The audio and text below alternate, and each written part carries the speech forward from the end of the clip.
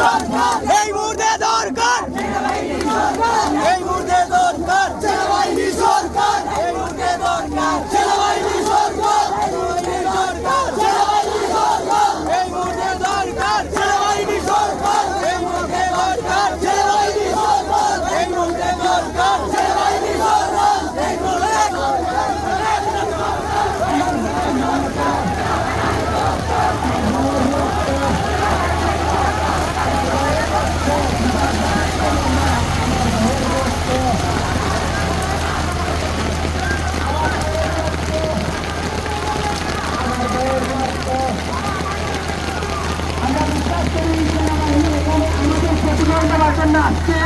আমাদের দেশের সার্বভৌমত্ব রক্ষার্থে সেনাবাহিনী এখানে আসছেন।